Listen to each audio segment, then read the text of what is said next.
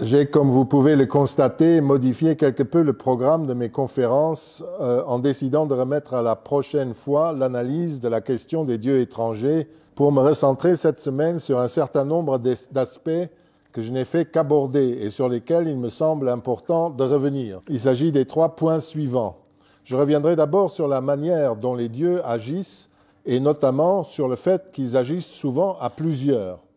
J'aborderai ensuite la question troublante de l'existence de divinités qui naissent et qui meurent. Enfin, je m'attarderai sur la pratique contraire qui fait qu'un mortel, en l'occurrence l'empereur romain, peut être divinisé et devenir par conséquent immortel après avoir été mortel.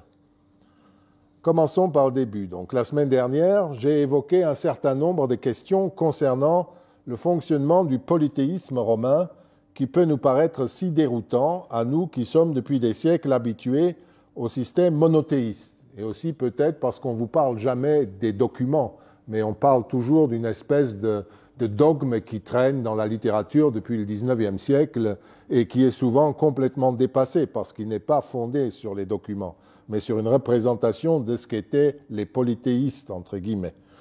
J'avais notamment relevé un aspect important qui concerne l'action des dieux, la manière dont ils agissent, et je vais poursuivre en prenant l'exemple d'une triade divine dont j'ai déjà parlé pour expliquer en détail les jeux théologiques qui se font quand on invoque une divinité. Prenons la triade la plus célèbre, qui est aussi la plus importante, celle du Capitole, comme on dit, la triade capitoline, qui réunit Jupiter, Junon et Minerve. Elle est mentionnée dans d'innombrables inscriptions et dans de multiples passages des auteurs grecs et latins. Mais quelle est la raison de cette triade? Pourquoi sont-ils 3, etc.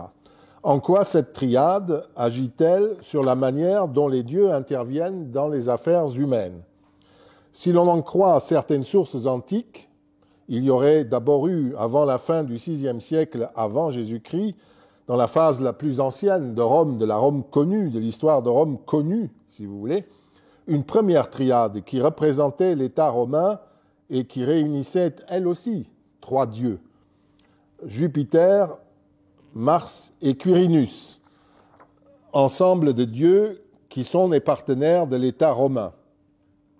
Jupiter est Optimus Maximus, le meilleur, le premier, le plus grand.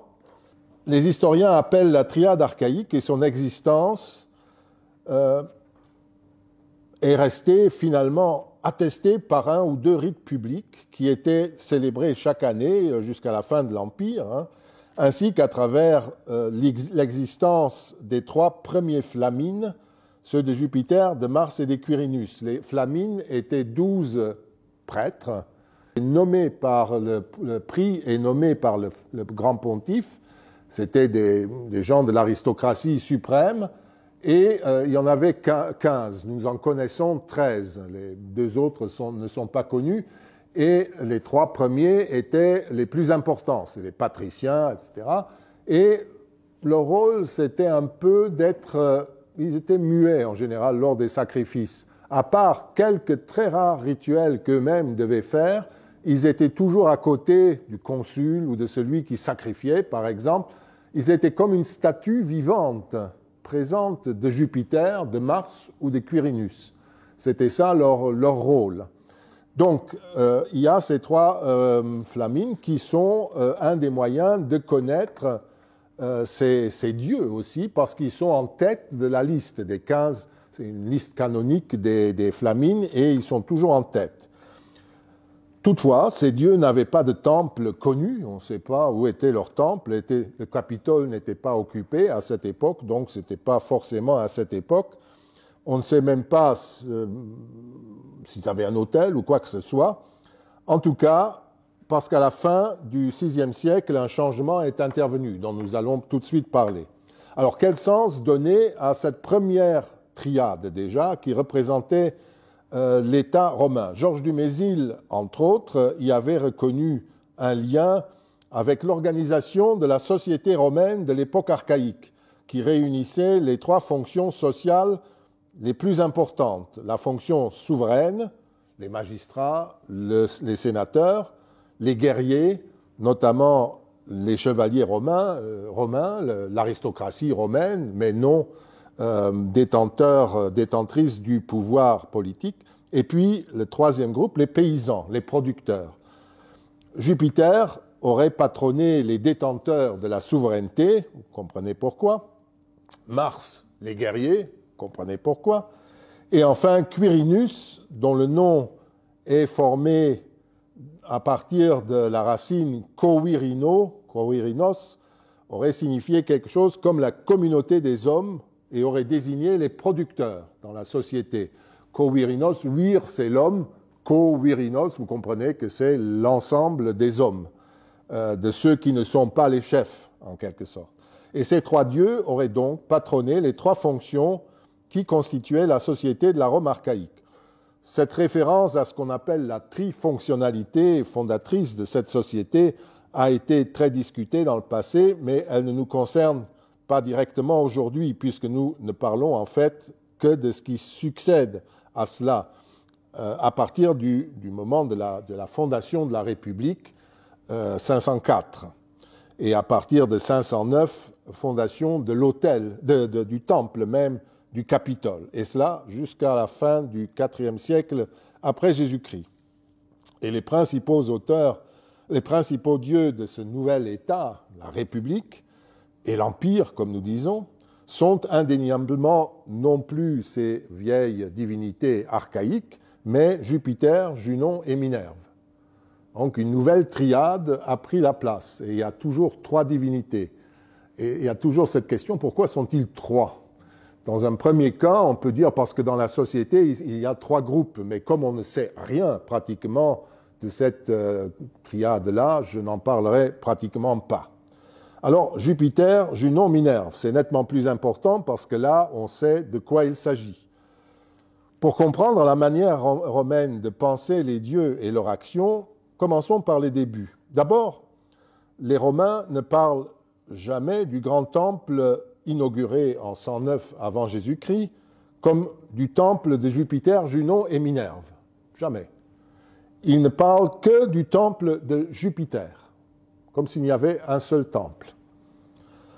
Et le point culminant de la grande fête de ce temple et de ces dieux qui sont là, n'est-ce pas, s'appelle, c'est en quelque sorte la fête nationale des Romains, c'est-à-dire les Jeux romains, c'est le nom de la fête du 13 septembre, eh bien, il s'appelle, le point culminant s'appelle Epulumiois, le banquet de Jupiter. Quand Jupiter reçoit un grand sacrifice et consomme ce sacrifice avec les sénateurs. Ça veut dire avant les sénateurs, mais les sénateurs étant couchés sur des lits de table devant le lit de table de Jupiter, où on mettait un buste ou un foudre qui le représentait, et les sénateurs mangeaient en quelque sorte avec lui. Mais à Rome, on ne mange jamais ensemble.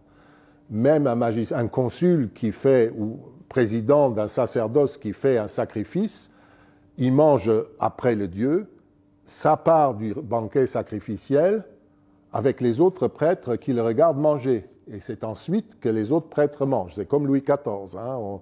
On ne mange, et c'est très hiérarchisé à Rome toujours. Bon, donc les sénateurs, là, attendent que Jupiter ait fini et puis mangent. Et ça s'appelle le banquet de Jupiter. Or, l'impression d'en rester là est complètement fausse.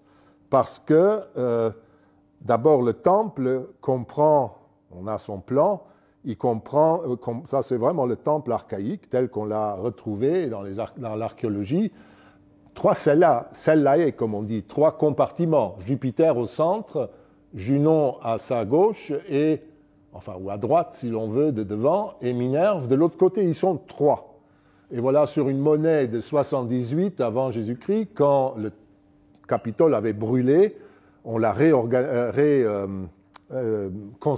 reconsacré en 78, et vous voyez les trois portes des trois cellae comme on les représente sur une monnaie.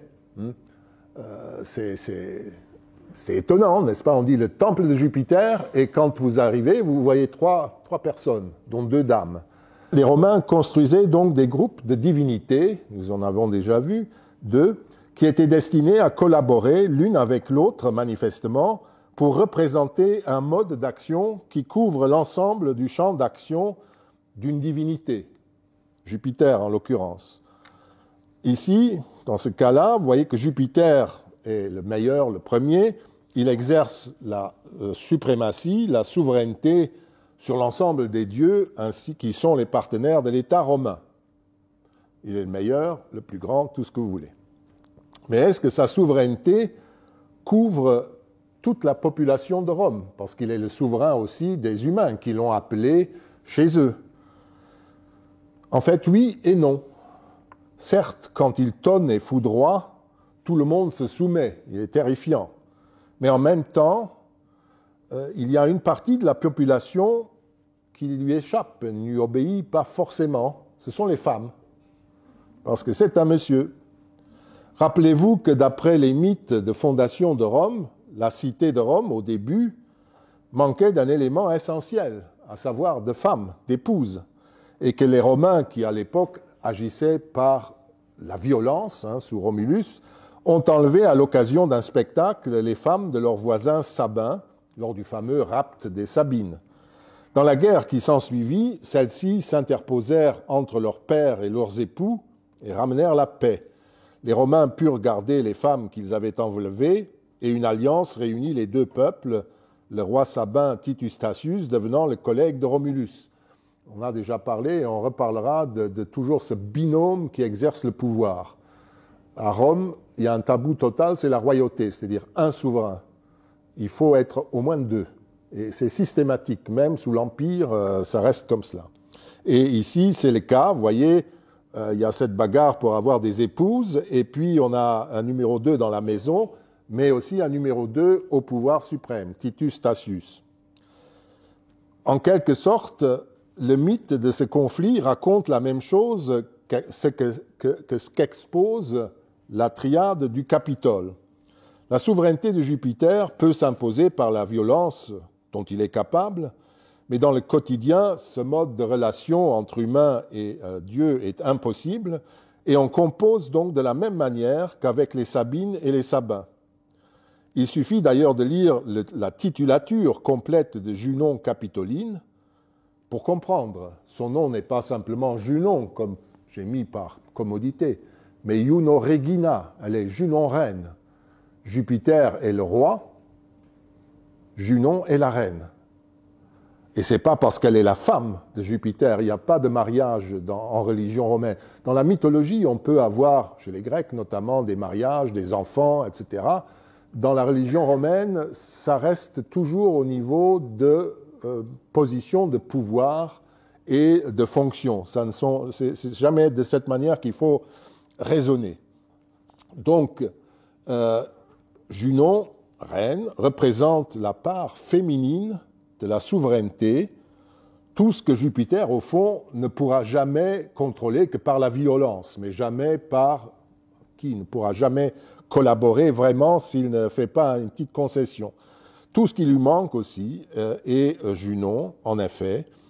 Nous le savons par ces autres cérémonies qui la concernent tout au long de l'année, est la déesse matronale des femmes mariées et qui est invoquée par les femmes notamment lors des accouchements et autres fonctions féminines, les femmes mariées, les matrones. Voilà donc la souveraineté complète. Jupiter et Junon, un dieu roi et une déesse reine. Dans le culte romain, je vous l'ai dit, il n'y a pas question de mariage, je le répète encore une fois. Ce sont deux fonctions juxtaposées qui collaborent dans le temple principal de la cité. Reste Minerve, la troisième. En tradition grecque, c'est Athéna, c'est la fille de Zeus, mais une fois de plus, à Rome, il n'y a pas de fille de Jupiter ou de Junon, etc. Minerve est une Virgo, c'est-à-dire une jeune fille. La virginité n'a rien à y faire, c'est une jeune fille, et il est normal qu'une jeune fille soit vierge jusqu'à son mariage dans cette société. Elle est jeune fille et bien destinée à le rester, décidée à le rester, et son nom est mis par les grammairiens romains, comme je l'ai mis sur cette diapo, en relation avec l'exercice mental, la mémoire, le raisonnement, l'enseignement, mente agire, agiter dans sa tête, dans son esprit, c'est vraiment la fonction de Minerva. Le nom est fondé sur men. Et d'ailleurs, le nom ancien de Minerve, qui est attesté par des inscriptions et par des grammairiens, était Me-Minerva, avec le redoublement du premier élément qui correspond au parfait normal de mémoriser. J'ai mémorisé Mémini, je sais, je me souviens. Donc c'est une divinité qui, dans la triade capitoline, elle ne représente pas la souveraineté, une jeune fille n'exerce pas la souveraineté, mais en revanche, elle exerce, elle contrôle, elle représente la rationalité parfaite de cette souveraineté des deux autres divinités. Mais de manière significative, les Romains n'honorent dans leur ville ou dans les camps des légions, par exemple, uniquement Jupiter et Junon, la souveraineté. Ils se passent de la rationalité. Ça, ils peuvent déjà jouer avec ça. 2 suffisent parce que c'est la souveraineté dans son ensemble. Et tous les 3, c'est la souveraineté qui fonctionne bien.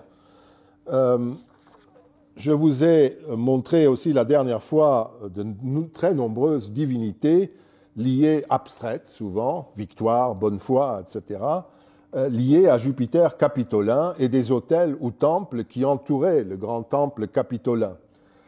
Ce qui est significatif de la manière dont les pouvoirs de ces dieux étaient fragmentés et démultipliés sans qu'aucune divinité ne puisse prétendre à un pouvoir absolu.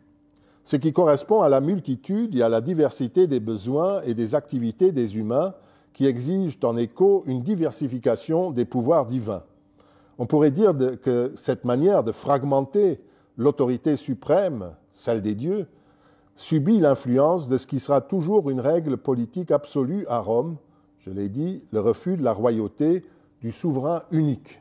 Même Jupiter, souverain unique, ne passerait pas, d'une certaine manière. Donc, ils n'étaient pas prêts pour le monothéisme. Revenons à notre triade. De cette fragmentation témoigne, par exemple, la manière dont se déroulait l'un des grands services religieux de chaque année, qui consistait en l'acquittement opéré par les consuls, au début de l'année, des vœux formulés pour le salut de l'État romain pendant l'année écoulée, une cérémonie suivie ensuite par la formulation d'un nouveau vœu pour l'année suivante. Tout cela se passait sous la République le 1er janvier. Avant, au IIe siècle, le début de l'année, c'était vers la milieu mars. Mais là, bon, ici, je prends la date la plus simple. À partir de ce moment-là, c'est fixé au 1er janvier, début de l'année. Et sous l'Empire, cette cérémonie a lieu le 3 janvier. Les 3 divinités que nous avons vues sont invoquées à cette occasion, et remerciées ou invoquées dans le nouveau vœu, et nous apprenons en même temps par les inscriptions, parce que ça, on ne nous le dit pas, mais il faut des documents précis, et sur les inscriptions qui rendent compte de cette longue cérémonie, on nous dit qu'on invoque également une autre divinité. Qu'est-ce que doivent faire Jupiter, Junon et Minerve pendant cette année? Ou qu'est-ce qu'ils ont fait? Ces divinités ont protégé, ou doivent protéger, la Salus Rei Publicae Populi Romani, le salut de la République du peuple romain, c'est-à-dire c'est le nom officiel de l'État romain, République du peuple romain. Jusqu'à la fin de l'Empire, ça s'appelle comme ça. Et donc, ils garantissent son salut pendant l'année écoulée, ou doivent le faire. Or, et je reviens de nouveau à la 4e divinité, dans les inscriptions que nous avons de cette cérémonie annuelle, nous apprenons qu'une 4e divinité accompagnait alors les 3 autres et recevait des sacrifices, elle aussi. C'était une divinité qui s'appelait Salus Rei Publicae Populi Romani, avec majuscule parce que c'est son nom complet que vous avez là. C'est le nom de la déesse. Et donc, elle s'ajoute après. Qu'est-ce qu'elle fait là? Mais c'est très simplement parce qu'elle est la divinité qui gérait la réalisation de l'action des 3 autres divinités, garantir le salut de l'État romain. Et il y a Madame Salut de l'État romain qui gère l'accomplissement de cette activité. C'est, vous voyez, toujours cette théologie de l'action qui est en cause ici. Vous avez un Dieu, Jupiter. Il a des intentions, des volontés, des qualités. Jupiter Optimus Maximus. Il fait des actes effectifs, comme par exemple broyer les ennemis, en tant que Jupiter Pistor. Et ça peut devenir un dieu à part, qui n'est plus Jupiter, qui peut s'appeler Pistor. Et enfin, il y a le résultat de son action. Vous pouvez avoir Salus Rei Publicae, vous pouvez aussi avoir Victoria, etc. Vous avez vu toute une série, Felicitas, bonheur d'action, etc. Et puis, à côté, il y a Junon, qui exerce cette suprématie de façon complète pour les hommes et pour les femmes. Si vous lisez l'Énéide de ce point de vue, l'Énéide qui imite un peu l'Odyssée et l'Iliade, en tout cas surtout l'Odyssée, puisque c'est le retour des Troyens, non pas chez eux, mais qui sont des battus, qui cherchent une nouvelle terre, eh bien vous voyez que Virgile a répété le conflit qu'il y a dans l'Odyssée entre Zeus et Héra, ces querelles de ménage permanentes, elles existent aussi dans l'Énéide, mais si vous lisez ça très finement, vous voyez que c'est parce que Jupiter a pris sa décision, c'est le souverain absolu. Mais il faut que pour que sa décision porte vraiment, que Madame soit d'accord, que Junon aussi soit d'accord. Et dans toute l'Énéide, vous avez ce conflit en arrière-plan qui pousse, si vous voulez, Jupiter ou Junon à accepter enfin la décision de Jupiter. Et c'est à la fin, finalement, qu'elle cède contre une concession que les Troyens s'appellent désormais latins, qui s'installent dans le Latium, etc. C'est vraiment tout à fait conscient chez les Romains, et vous voyez ce rôle. Minerve ne joue en revanche là, c'est un conflit de souveraineté, pratiquement aucun rôle. C'est plutôt Vénus. Comment dire, la violence irrésistible de la décision de Jupiter, qui est dans le mythe la mère d'Énée, qui est très intéressée à ce qu'Énée trouve enfin une arrivée, qui en permanence se trouve très démunie devant le Tout-Puissant, dont elle doit mettre en œuvre la décision irrésistible, et lui, il freine toujours en disant « Madame, qu'est-ce que vous en pensez ?» etc. Et on voit qu'elle est embarrassée jusqu'à la fin, où finalement elle arrive à ses fins. Continuons. Il y a des divinités, ai-je dit, qui naissent et qui meurent. Un autre aspect du polythéisme qui est surprenant, voire déconcertant, et que je n'ai fait que mentionner la fois dernière, est l'existence de divinités qui ont la particularité de naître ou d'apparaître et qui peuvent aussi disparaître. Des divinités, autrement dit, qui naissent et qui meurent, alors que, comme vous le savez, les dieux romains sont, comme les dieux des autres, immortels depuis toujours, et qu'ils le restent aussi. Pourtant, j'ai mentionné aussi le cas de divinités qui naissent, sont immortelles et puis meurent. Des faits pas simples à concevoir et qui méritent peut-être d'être un peu explicités. Commençons par le génie, dont nous avons déjà parlé. Genius, avec majuscule, car il s'agit d'une personne divine, du nom d'une personne, qui est attachée à une divinité, à un mortel ou à une institution, et qui n'a rien à voir avec ce que nous appelons un génie, tel Einstein. Le génie est un double divin d'une divinité, d'une personne mortelle ou d'une institution de la société. C'est d'une certaine manière le souffle qui les anime et il représente la capacité d'action de ces êtres ou choses dans la vie terrestre quotidienne. Il les aide dans leurs actions, et pour les mortels et leurs institutions, il les protège même. Il ne va pas protéger Jupiter, mais il l'aide. Pour comprendre à peu près comment se le représenter, pensez à l'ange gardien catholique ou orthodoxe, qui est une divinité qui apparaît. Enfin, un personnage que je ne peux pas qualifier, qui apparaît, immortel, je ne sais pas, à côté d'un individu, d'après les traditions catholiques ou orthodoxes. Alors voici quelques images, je vous en ai déjà montré, du génie du père de famille, qui est toujours représenté en toge de sénateur, enfin de personnage important. Il a la tête voilée, il porte une corne d'abondance et il tend vers l'autel une patère pour recevoir en fait une offrande. Vous avez la même chose pour l'empereur. Là, vous avez, c'est pas l'homme qui est en cause, mais c'est l'homme officiel qui est en cause. Et depuis le début de l'Empire, vous avez aussi, pour les femmes, qui avaient normalement un génie. Dans chaque famille, il y avait 2 génies, le père et la mère de famille, qui recevaient des sacrifices à domicile. Et vous avez, depuis l'Empire, on appelle ça la Junon de Livie. Junon, vous comprenez pourquoi, c'est la déesse matronale. Et la déesse matronale, on crée une sorte de concept divin abstrait qui peut concerner toutes les femmes, qui représente un peu leur double divin qui d'en haut les protège.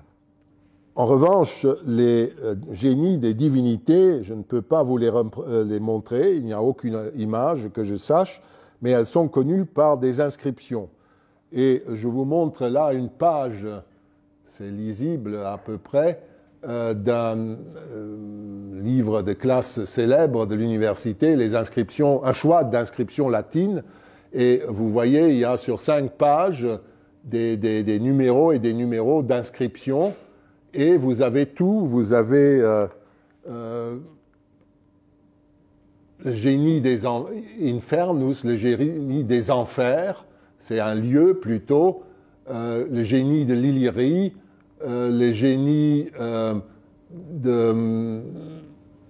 Oh, je n'arrive pas à lire très bien, mais il y a quelque part Genius Loci, le génie du lieu où on est. Vous voyez combien il y en a. Il y a aussi Jovis Genius, le génie de Jupiter lui-même, et ça continue, la génie du peuple romain, le génie de la plèbe, le génie du Norique, une province, et ainsi de suite. Il y a des pages et des pages. C'est une des divinités les plus nombreuses qui soit. Mais comment est-il représenté? On ne le sait pas trop. Grâce à un certain nombre d'inscriptions qui proviennent de Misène, où était la flotte romaine, la flotte militaire, près de Naples, près de Cume et de Puzzole, on sait que ces 2 images représentent l'une en armure, vous voyez la fortune, semble-t-il, de la flotte de Misène, mais vous avez en dessous le génie du port de Misène, qui est de nouveau habillé comme le père de famille, et qui est le double de l'activité et de la puissance d'action du port de Misène. Et voilà comment on représente le génie public. C'est une monnaie de Vespasien, 79-70, et vous avez un jeune homme nu, en tenue divine, si vous voulez, qui a sa corne d'abondance et qui tend sa patère vers l'autel, et Genius PR Populi Romani. C'est comme cela qu'on le représente. Donc vous pouvez avoir des représentations diverses, nous ne les connaissons pas tous, mais je voulais vous montrer ça aussi. Alors pourquoi dis-je que les génies sont des divinités qui naissent? Cette divinité immortelle mais temporaire, a souvent été mal comprise par les modernes, un temps trop influencé par ce qu'on appelle les cultes de fertilité. Ainsi, la racine gen, qui a donné le verbe gignere, faire naître, a également donné le terme genius.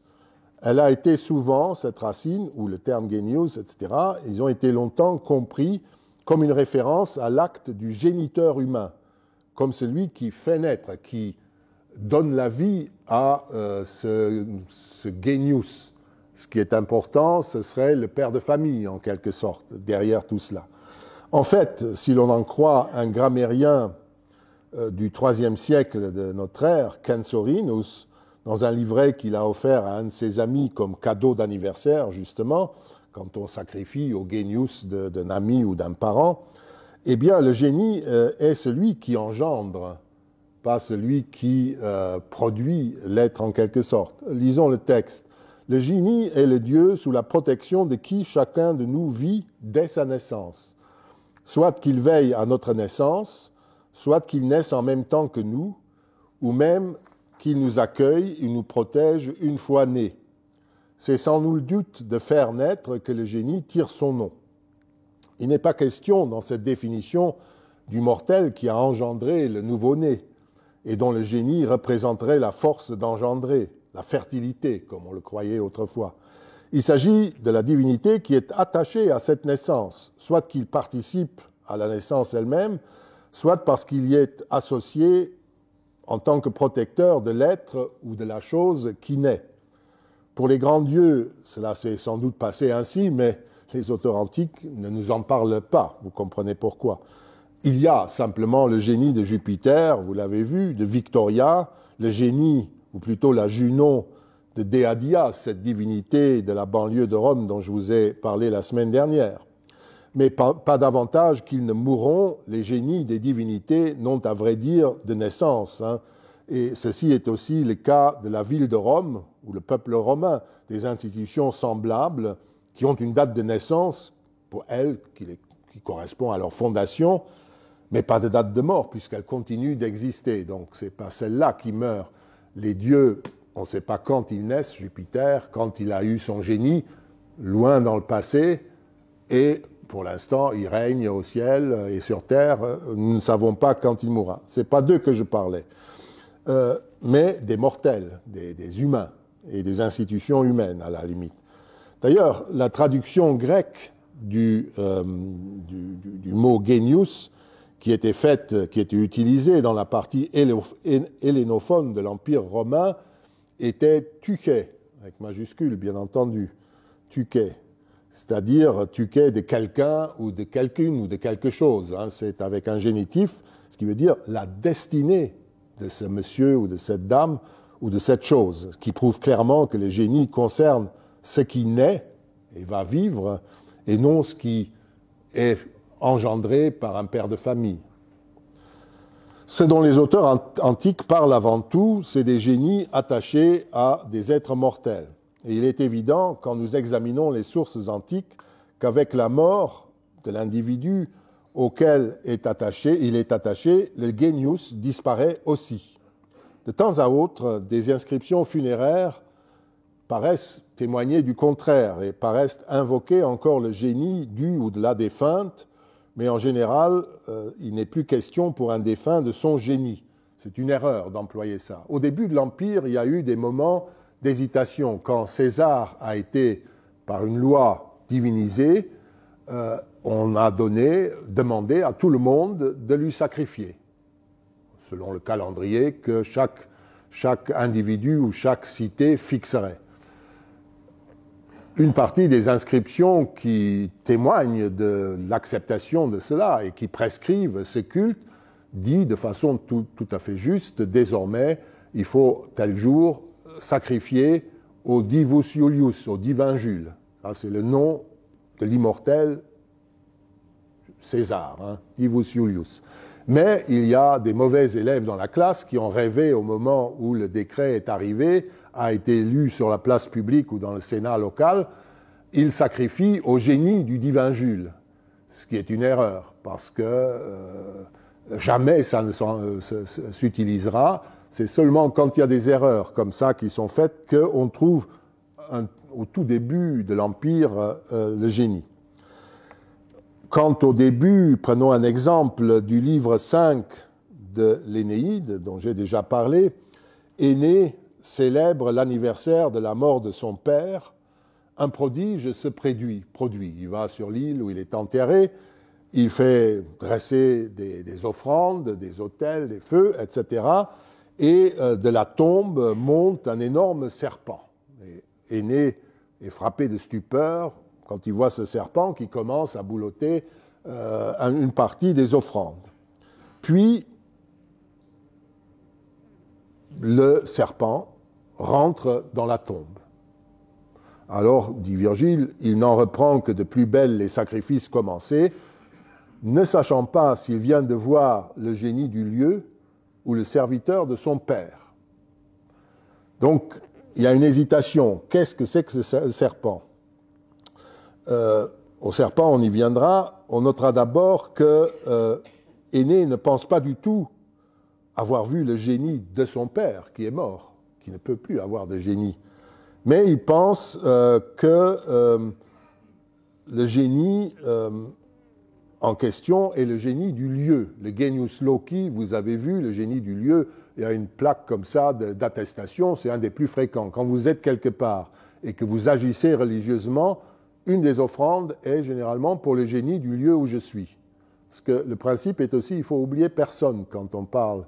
On est en régime polythéiste. Il y a toujours des dieux, et il y a même, vous l'avez vu, des dieux qu'on ne connaît pas, et dont le nom est ou Dieu ou déesse, que je ne connais pas, mais il va avoir un sacrifice lui aussi.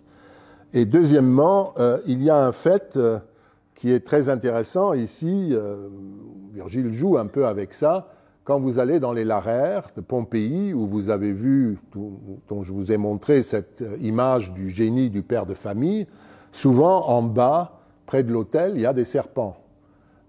Et on a l'impression que les serpents à Pompéi sont comme les serviteurs du génie du père de maison. Donc il aurait pu le dire, mais à Pompéi, le génie du maître de maison est vivant, comme le maître de maison aussi est vivant. Et donc les serpents sont ceux qui sont en relation avec ce génie vivant. S'il n'est plus là, ils ne peuvent plus servir ce génie, mais par exemple le génie du lieu, ou alors être un serviteur de son père dans les enfers. C'est quand même un noble, un ancien roi, Anchise, n'est-ce pas ? Et il peut avoir une place un peu spéciale dans les enfers, et ce serpent peut être son serviteur. Pourquoi ne peut-il pas avoir un génie ? Je le répète encore, parce qu'il est bel et bien mort, ce brave Anchise, et n'a plus de génie. Est-ce que l'évocation d'une divinité qui naît avec l'être ou la chose qu'il protège est une donnée isolée ou surprenante ? Ce n'est pas fréquent, mais il y a quelques témoignages. J'ai cité la semaine dernière un exemple du commentateur de Virgile qui parle du cas des hamadryades, des nymphes qui ne sont liées qu'à un seul arbre. Ça s'appelle hamadryade. Les nymphes, on les trouve dans l'eau ou dans les arbres. Comme Ovide et Servius le précisent dans le petit texte que vous avez, ces nymphes naissent et meurent avec les arbres, avec leurs arbres, qui sont immortelles. Ce sont donc des divinités bien particulières, ces hamadryades, parce que après la naissance de l'arbre et leur naissance, elles sont immortelles et elles meurent au moment où l'arbre auquel elles sont attachées meurt.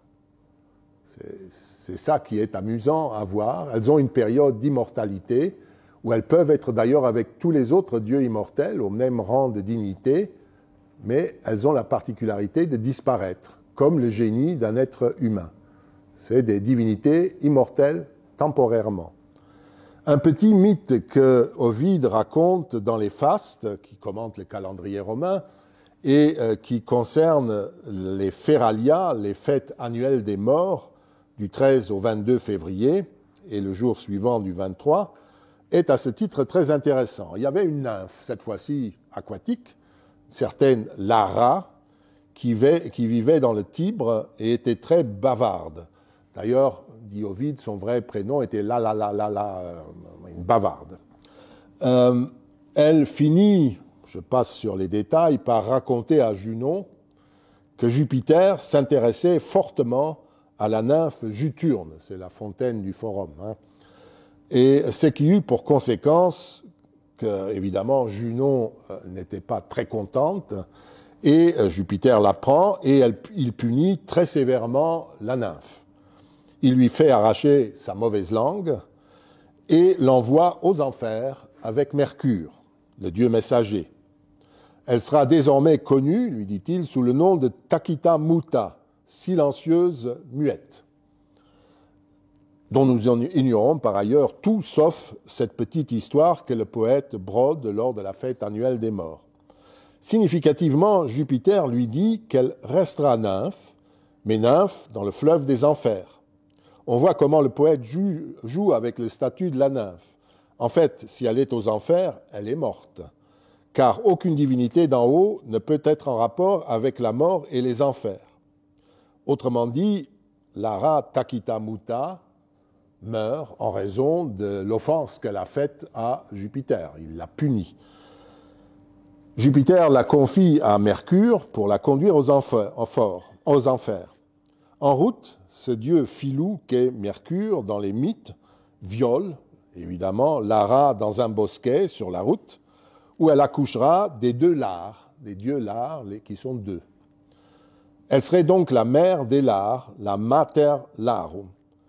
Ceci représente un nouveau petit jeu du poète, car à son époque, beaucoup d'érudits considéraient que les Lares, c'est-à-dire les divinités du terroir où se déroulent les activités d'une famille, d'un individu, d'une cité, d'une ferme, ces divinités du terroir, qui recevaient d'ailleurs leurs offrandes, non pas sur un autel, mais par terre, étaient l'équivalent des daimones grecs, comme je l'ai mis ici, les daimones, les démons, divinités d'en bas. Il est vrai que dans le culte domestique, le génie et les Lares sont associés, comme le montre cette divinité. Donc les Lares sont dans la famille, sont en rapport avec le génie et avec tout cela. Et la Mater Larum, dont je viens de parler, à propos de Takita Muta, qui est donc la figure divine qu'elle peut prendre dans ce monde-ci, mais on ne nous dit pas pourquoi ni comment, hein, je ne peux pas vous dire plus, est vénérée dans un culte créé par Auguste, au début de l'Empire, avec la déesse Deadia par les Arvales lors du sacrifice annuel qui est fait à cette déesse. Il faut préciser que le culte de Deadia concerne les blés, le mûrissement des blés, et que les Lares, divinités du terroir, sont à leur place dans un tel culte, pour d'autres raisons.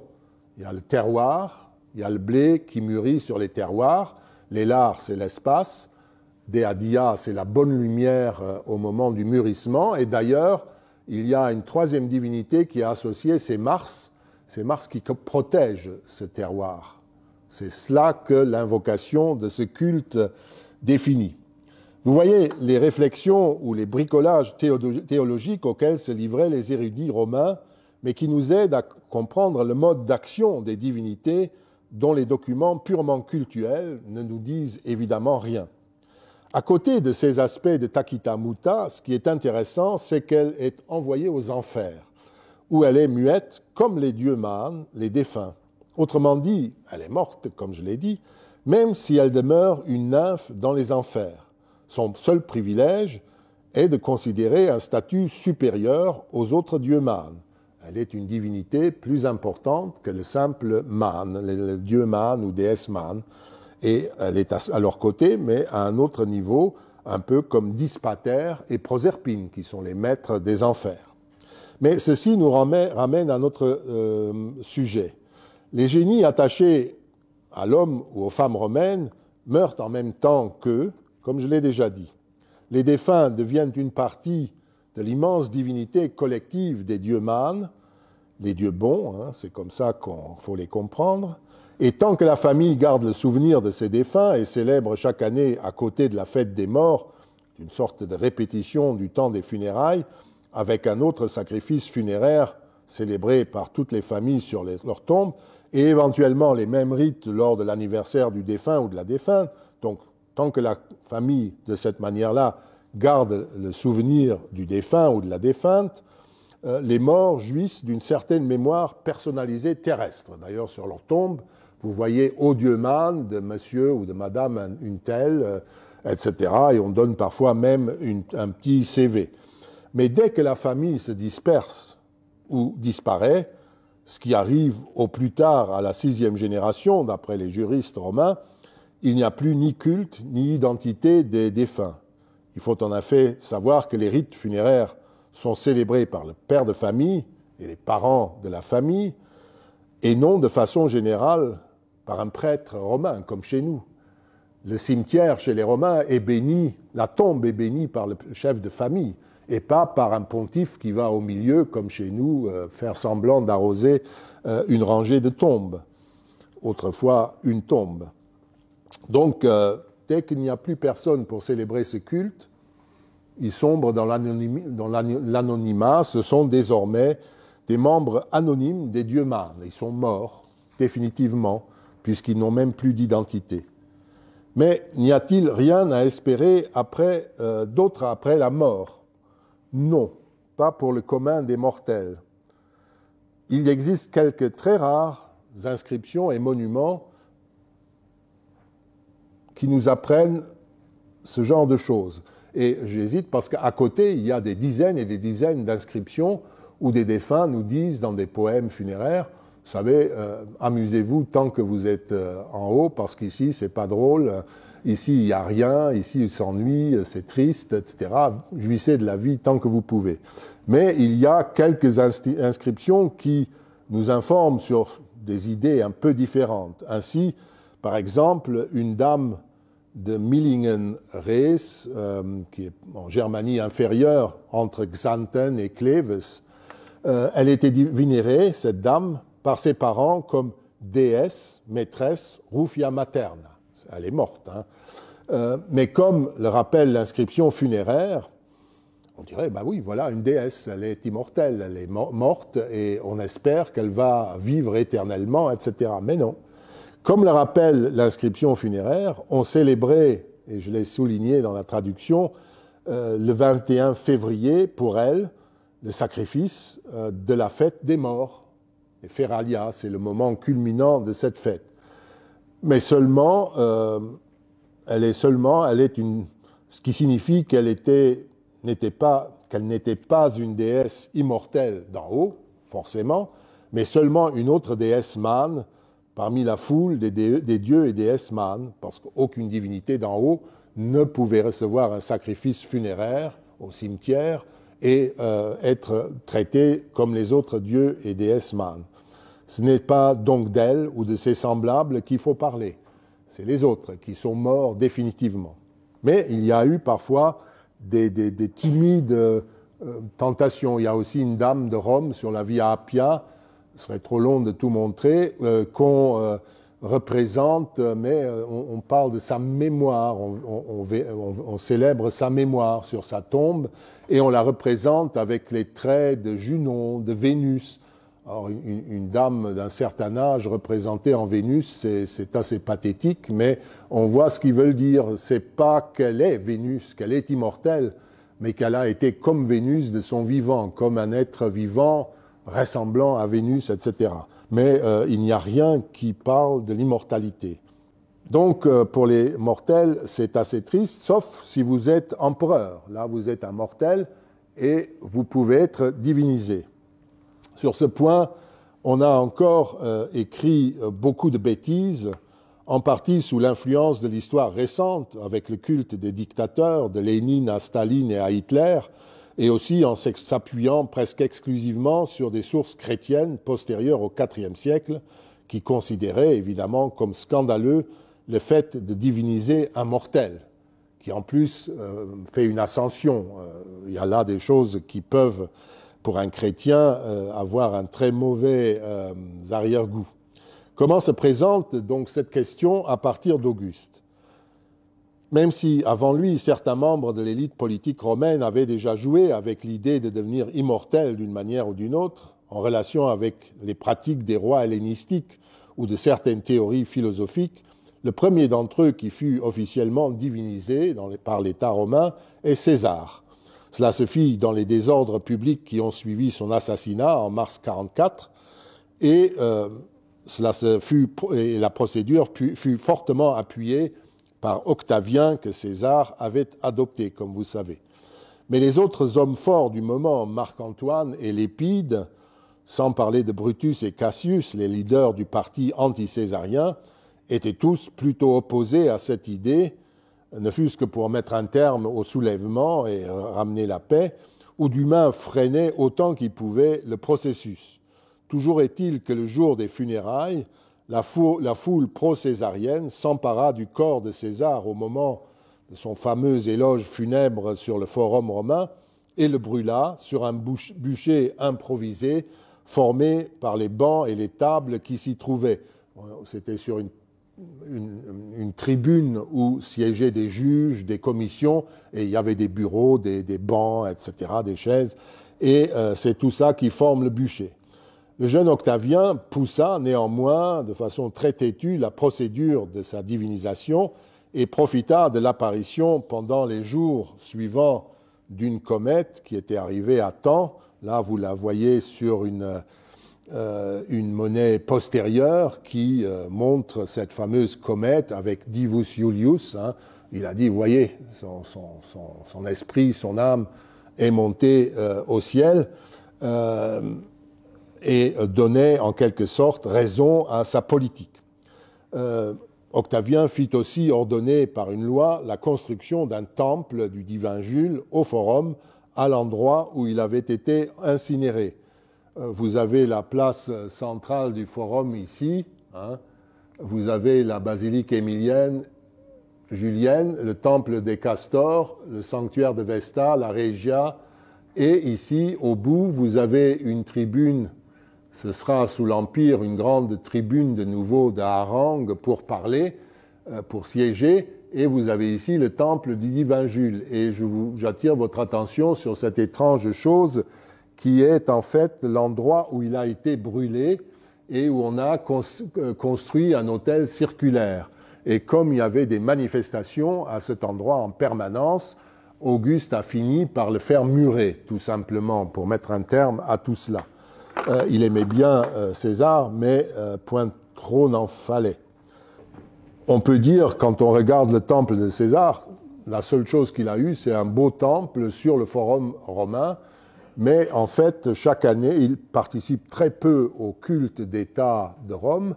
La seule chose, c'est que lors de son anniversaire, il tombait le 13 juillet, c'est presque aujourd'hui, mais en fait, on le fixa le 12 juillet parce que le 13 juillet était une fête officielle d'Apollon. Donc, on décale un peu la date. Il a un sacrifice le jour de son anniversaire et c'est tout. À part ce grand sacrifice et ce grand temple, le divin Jules ne reçut pas d'autres honneurs cultuels.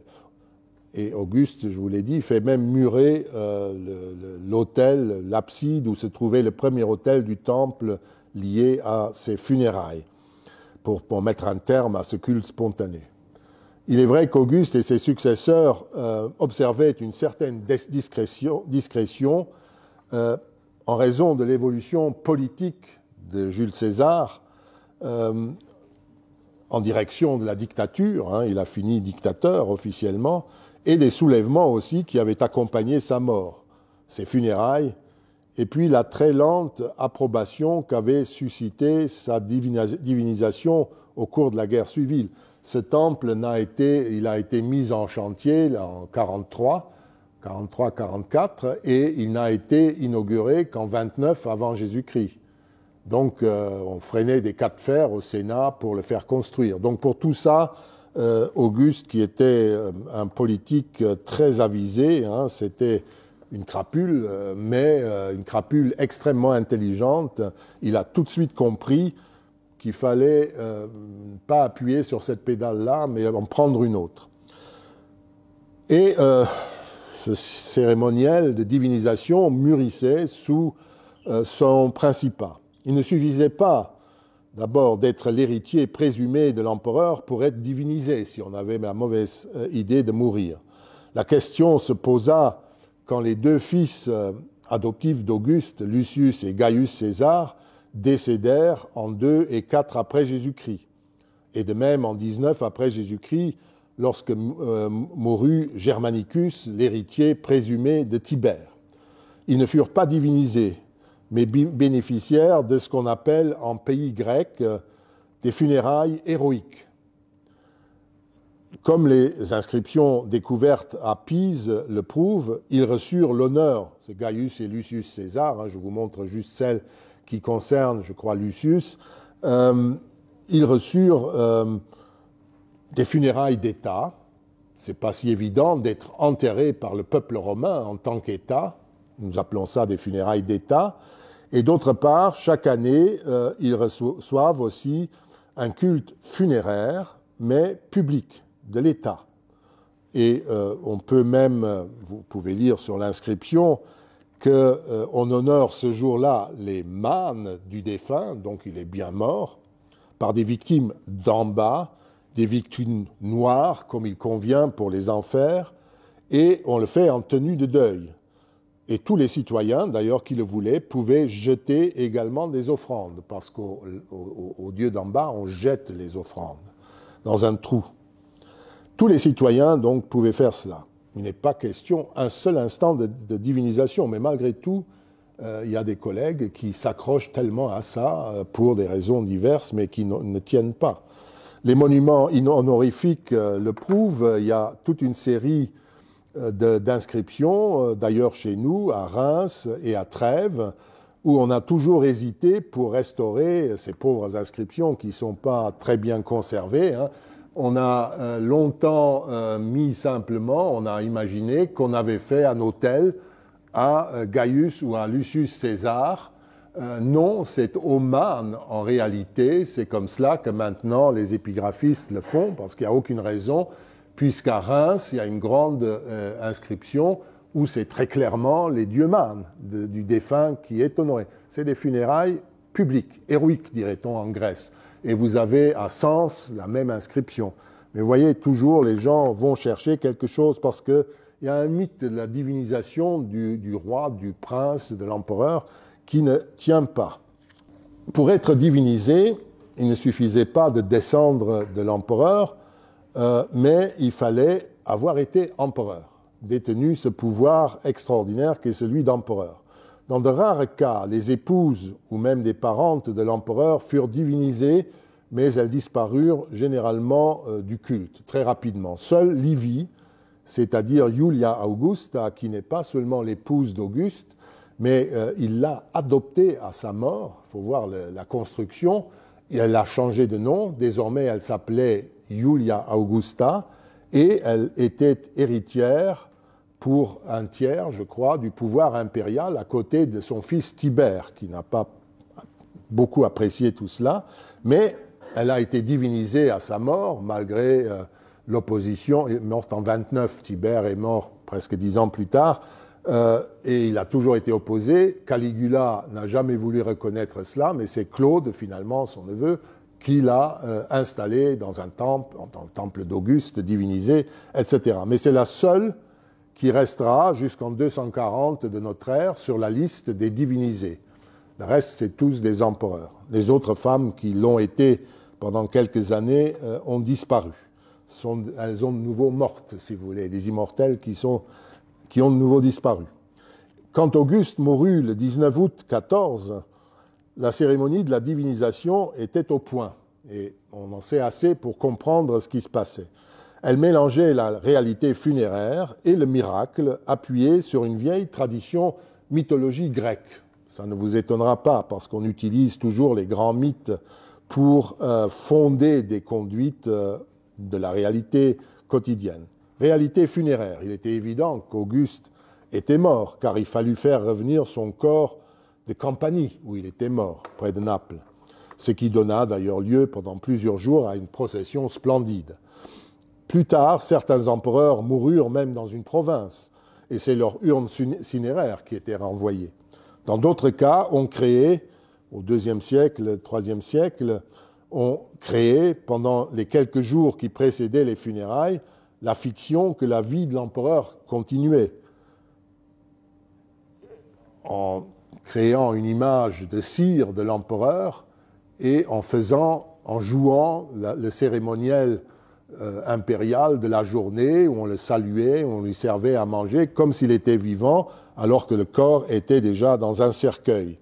Et ce qu'on brûlait ensuite sur le bûcher, les empereurs étaient toujours incinérés jusqu'à la fin, c'était une image de cire, cette image de cire du défunt à côté d'un cercueil contenant son corps.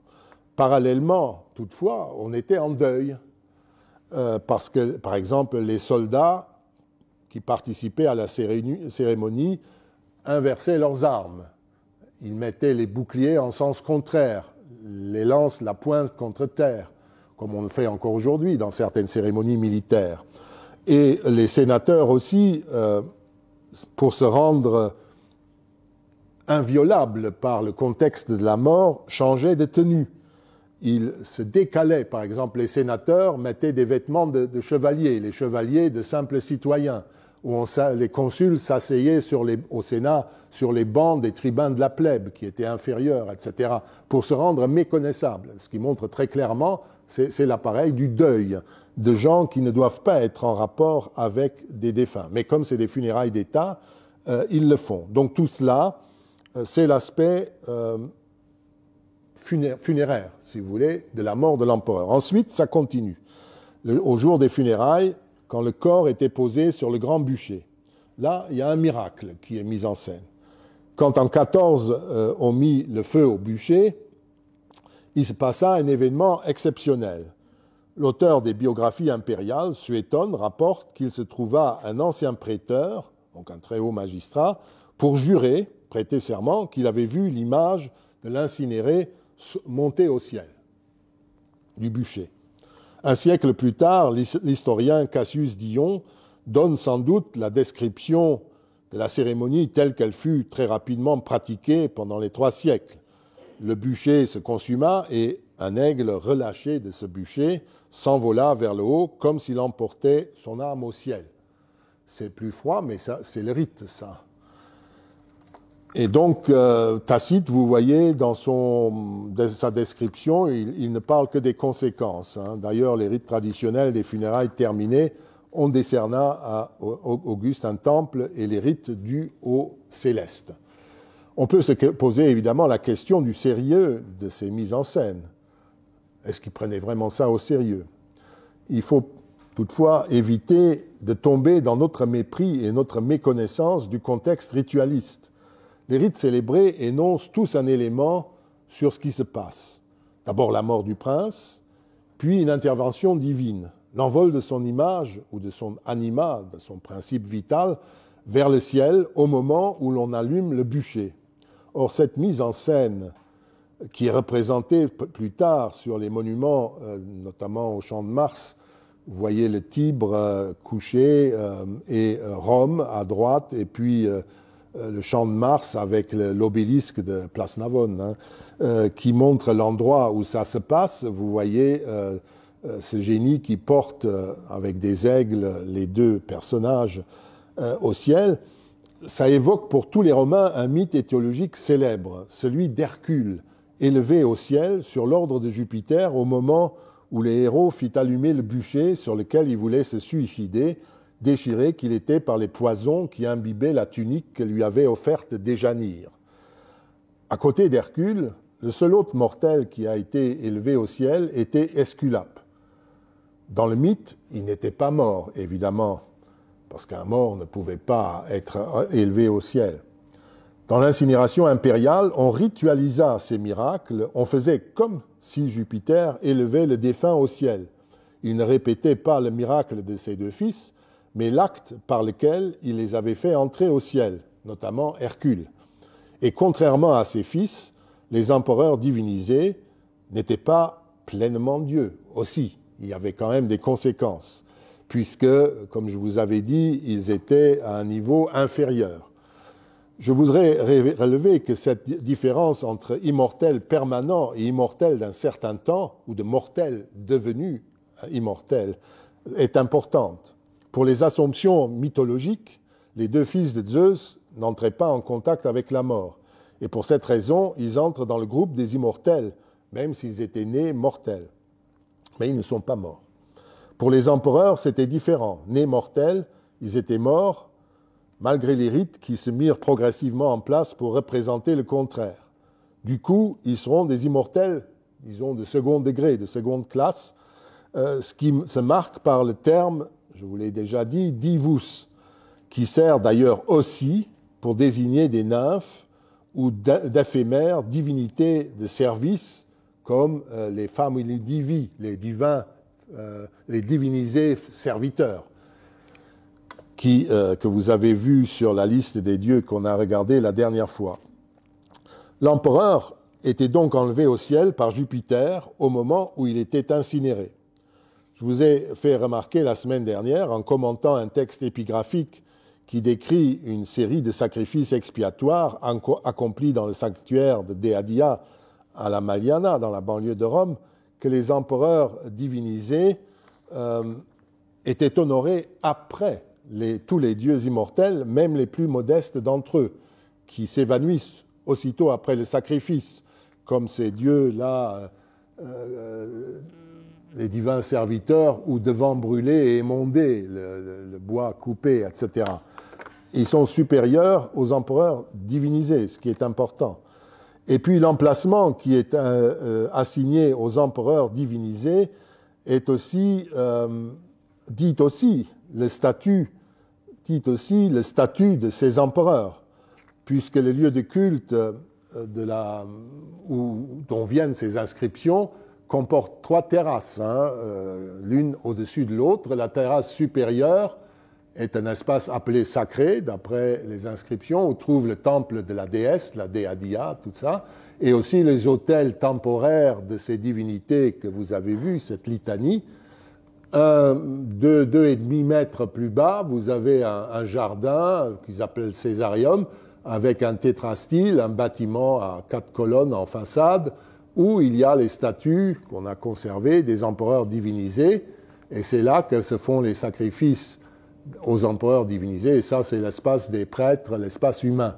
Donc vous voyez qu'on montre même qu'ils sont inférieurs, même spatialement, aux divinités, etc. Et enfin, vous savez aussi qu'ici, ce n'est pas eux qui sont les chefs, les divis, mais c'est le génie de l'empereur vivant, de celui qui est là, et qui est un dieu immortel, pas l'empereur, mais son génie.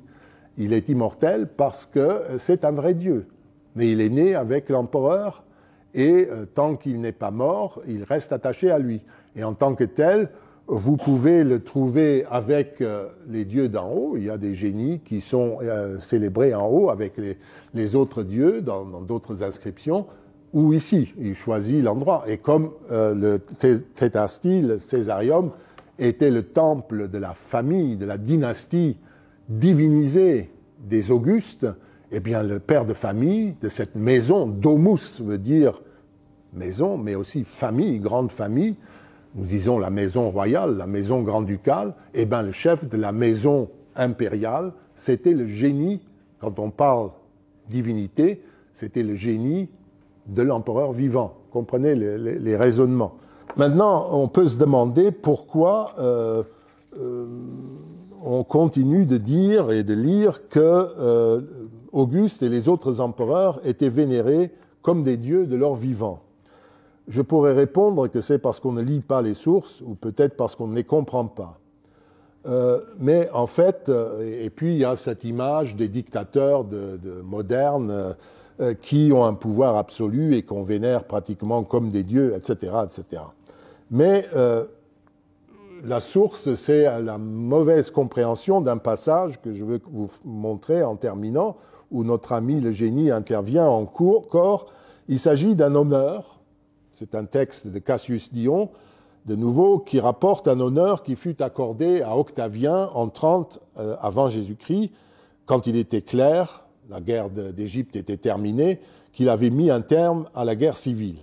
D'un côté, on décida que désormais, le 1er janvier de chaque année, on inclurait son salut dans les vœux publics pour le salut du peuple du Sénat romain, ce qui lui donnera un privilège que seuls les dieux de l'État possédaient, mais ça ne le rendait pas Dieu.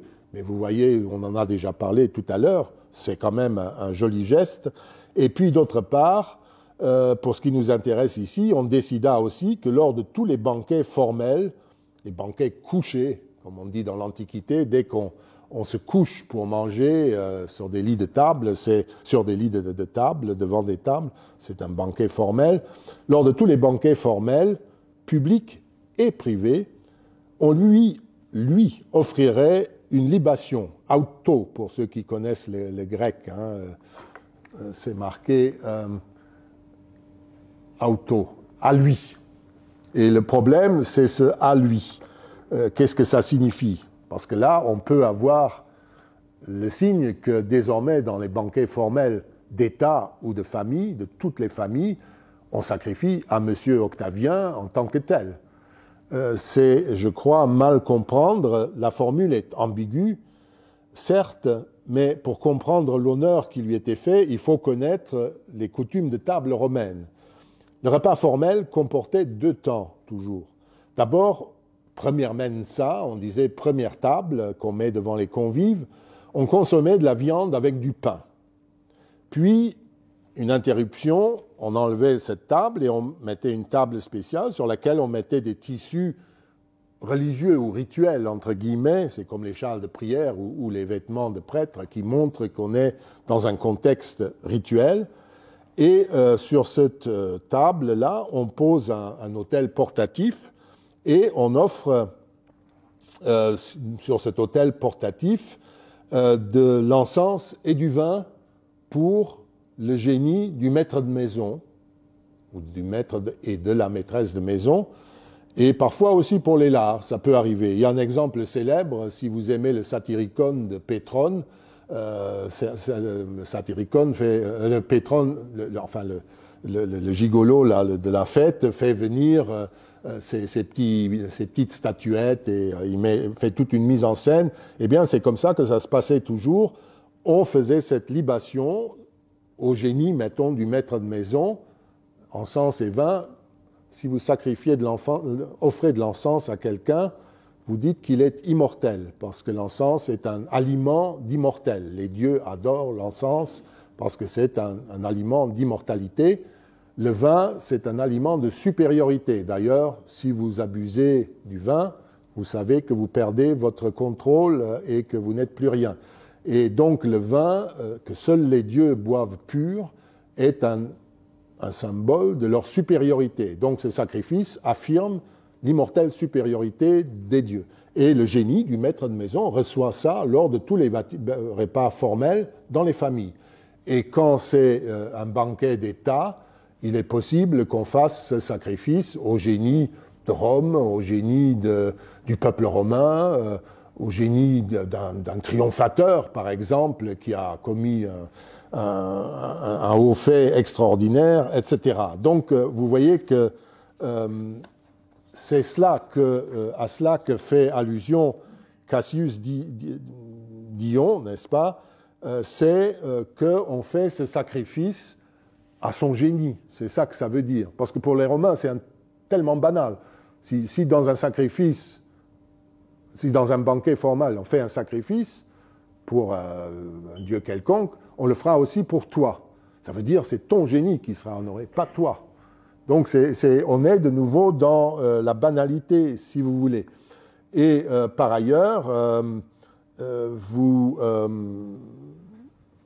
avez toute une série de monuments, comme par exemple ici à Lucus Ferroniae, c'est au péage de l'autoroute, quand vous arrivez du nord, c'est à 18 km avant Rome, il y a sur le forum de ce qui est surtout un grand sanctuaire de Feronia, vous avez cet espace qui est un Augusteum, où sont des statues des membres de la famille impériale, c'est un Caesareum, il y a un autel, et si on sacrifie là, et parfois on a des inscriptions précises, c'est au génie d'Auguste, ou de Néron, ou de je ne sais pas qui, et derrière, d'ailleurs, très significativement, vous avez le sanctuaire du génie de la colonie, parce que c'est une colonie. Et vous voyez, c'est là, vous avez ce petit parvis et aussi cela, qui sont l'endroit où on met les membres de la famille impériale, de la Domus Augusta, comme on commence à dire très vite, qui comporte des divinisés, les divi, à la mort d'Auguste, il y aura un divus quelque part, et puis il y en aura d'autres, et les autres reçoivent éventuellement, leur génie reçoit à telle ou telle occasion un sacrifice. Donc vous voyez comment le culte impérial était assez particulier à Rome et ne violait jamais, sauf sous des tyrans ou des monstres comme Caligula ou Néron, les coutumes qui interdisaient de vénérer un mortel comme un dieu. Nous voyons comment les conseillers d'Auguste ont mis en place et en œuvre tous les aspects et toutes les figures divines quotidiennes, le génie par exemple de l'empereur, les nymphes ou les petits dieux, pour construire prudemment un rituel qui permettait de donner à l'empereur défunt un statut supérieur au simple mortel, mais ce qui n'en faisait pas, tant qu'il était vivant, un immortel. Pour cela, il fallait qu'il attende et qu'il accepte d'être à un niveau plus bas que les vrais immortels. Nous parlerons une des fois prochaines d'une histoire très drôle de la divinisation de Claude, de l'empereur Claude, où justement au Sénat, on débat de cet idiot qui veut devenir divus, etc. Donc on se moquait aussi de tout ça. Mais c'était des procédures d'État tout à fait publiques, dont on débattait au Sénat devant tout le monde et que tout le monde connaissait. Voilà, je vous remercie.